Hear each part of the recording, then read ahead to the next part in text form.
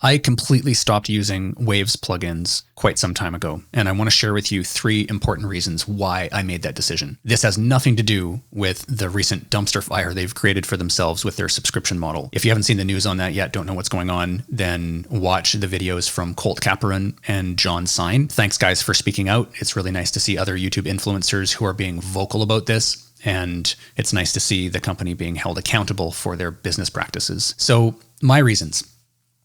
Number 1, I've never had so much instability, crashes, projects going down over and over again than I have with a company like Waves plugins. I've spent more time sitting on my hands, waiting in their support queue and dealing with their support than I actually have engineering, producing, or making music with their software. It's been so incredibly frustrating. And it's because of the way that they've organized the way they do updates. Whether this is intentional or not, and I actually think it is intentional, they have built their software in such a way that causes instability. So this leads me to reason number 2.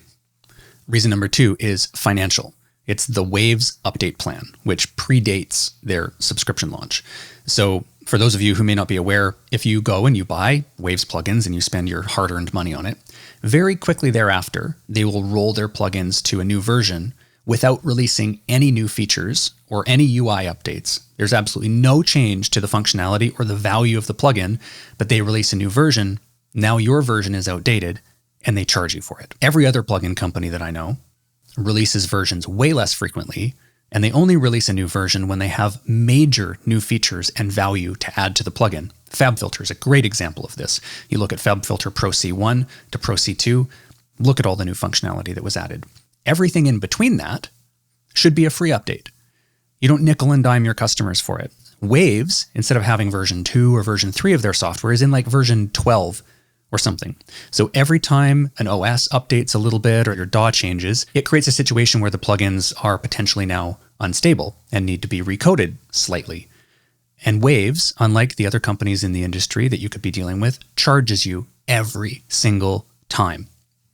It's basically already for years been like a shady forced subscription model, because these updates will cost you hundreds of dollars if you have any substantial amount of Waves plugins. And if you have all these plugins embedded in your projects, you basically have to do it. They're holding you over the guillotine to do this. And so they have chosen in their business model to prioritize profiteering over being customer-centric or quality-focused. They've chosen to treat their customer base like an ATM and just extract as much cash from their customer base as possible. And to me, I have a business degree. That's my background.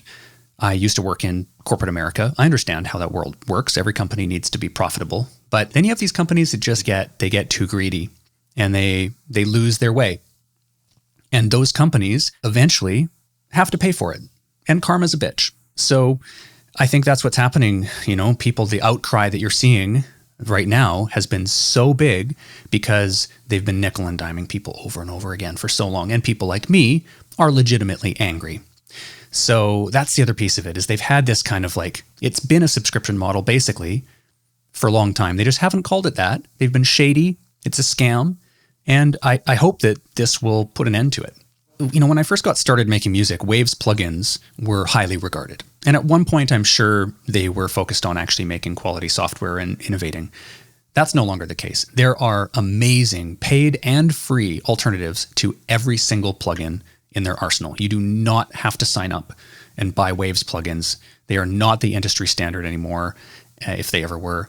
And you don't have to use them. Don't start, because this is a company you can't trust. When they've done things like this, who knows what they're going to do in the future? If you buy their plugins and invest a whole bunch into their bundles, and then a year down the road, you need to open up an old project. This happens all the time. You need to do a remix, render stems. You want to go and reapproach an old project. You won't be able to. You'll have to be having the blood sucked out of you by their Waves update plan or whatever else that they come up with between now and then to extract more money from their customers. So just don't do it. If any of you want recommendations on alternatives to Waves plugins, message me in the comments and I will do my best to get back to you, because there are great alternatives, better alternatives, and in many cases, free alternatives to all of their software.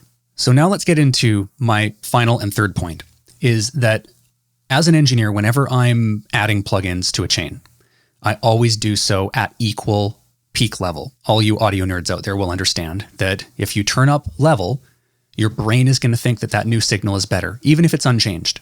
So adding level or loudness, peak level, your brain will prefer the louder signal. And I think there's a marketing executive somewhere at Waves that realized that at some point and said, hey, let's code into our plugins a level increase so that when people just put them in their chain, it gives a little bump and they think the plugin's better than it is. So I uncovered this because of my engineering practices. Whenever I add a plugin to my chain, I always look at the input gain in terms of the peak level, and I look at the output level, and I match them so that when I'm comparing my processing, I'm comparing, so you're not doing this, right? Apples to apples. And when I started to do that, I started to notice a really disturbing and shocking trend, which is that many, not all, but many, one might even say most, of their plugins create shocking level increases, even with no processing added and no default parameters changed. You just put something on. So let's take a look. I want to show you some of my A/B comparisons. So let's just take a peek here. So here we've got the infamous Waves max bass. Everybody was really into this plugin for a long time. You can see the input pre-plugin peak level and the post-output level. Look at that. 4.3 dB level increase.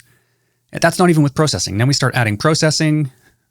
Take a look at where things are at now. That's when you would expect to see a level increase, but not just by putting the plugin in your chain. That's ridiculous.